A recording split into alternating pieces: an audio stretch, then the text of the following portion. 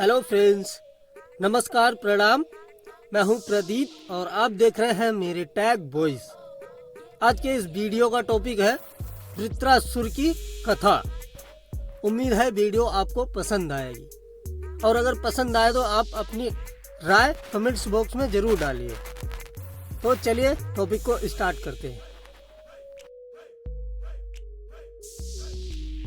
एक दिन श्री रामचंद्र जी ने भरत और लक्ष्मण को अपने पास बुलाकर कहा, हे भाइयों, मेरी इच्छा राजस्यु यज्ञ करने की है, क्योंकि वह राजधर्म की चरम सीमा है। इस यज्ञ से समस्त पाप नष्ट हो जाते हैं तथा अच्छे और अविनाशी फल की प्राप्ति होती है। अतः तुम दोनों विचार कर कहो कि इस लोक और परलोक के कल्याण के लिए क्या यह यज्ञ उत्तम रहेगा। बड़े भाई के ये वचन सुनकर धर्मात्मा भरत बोले, महाराज, इस पृथ्वी पर सर्वोत्तम धर्म, यश और स्वयं यह पृथ्वी आप ही में प्रतिष्ठित है। आप ही इस संपूर्ण पृथ्वी और इस पर रहने वाले समस्त राजा भी आपको पितृ तुल्य मानते हैं।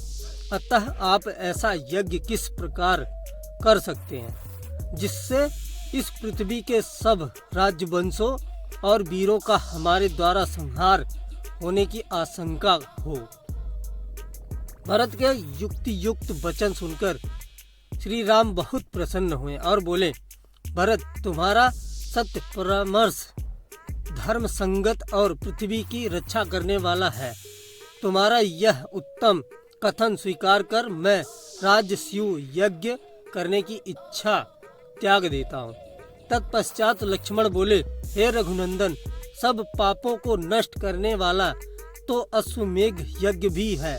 यदि आप यज्ञ करना ही चाहते हैं तो इस यज्ञ को कीजिए। महात्मा इंद्र के विषय में यह प्राचीन वृत्तांत सुनने के में आता है कि जब इंद्र को ब्रह्म हत्या लगी थी तब वे अश्वमेघ यज्ञ करके ही पवित्र हुए थे। श्री राम द्वारा पूरी कथा पूछने पर लक्ष्मण बोले, प्राचीन काल में पुत्रासुर नामक असुर पृथ्वी पर पूर्ण धार्मिक निष्ठा से राज्य करता था। एक बार वह अपने ज्येष्ठ पुत्र मधुरेश्वर को राज्य भार सौंपकर कठोर तपस्या करने वन में चला गया। उसकी तपस्या से इंद्र का भी आसन हिल गया। वह भगवान विष्णु के पास जाकर बोले कि प्रभु, तपस्या के बल से वृत्रासुर ने इतनी अधिक शक्ति संचित कर ली है कि मैं अब उस पर शासन नहीं कर सकता। यदि उसने तपस्या के फल स्वरूप कुछ शक्ति और बढ़ा ली तो हम सब देवताओं को सदा उसके अधीन रहना पड़ेगा। इसलिए प्रभु, आप कृपा करके संपूर्ण लोकों को उसके अधिपत्य से बचाइए, किसी भी प्रकार उसका वध कीजिए।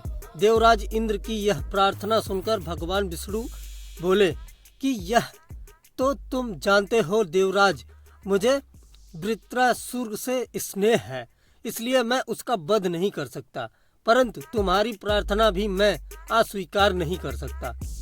इसलिए मैं अपने तेज को 3 भागों में इस प्रकार विभाजित कर दूंगा जिससे तुम स्वयं वृत्रासुर का वध कर सको।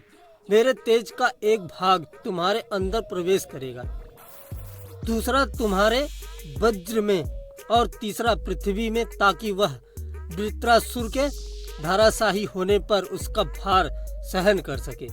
भगवान से यह वरदान पाकर इंद्र देवताओं सहित उस वन में गए जहाँ वृत्रा तपस्या कर रहा था। अवसर पाकर इंद्र ने अपने शक्तिशाली वज्र वृत्रासुर के मस्तक पर दे मारा। इससे वृत्र का सिर कटकर अलग जा पड़ा।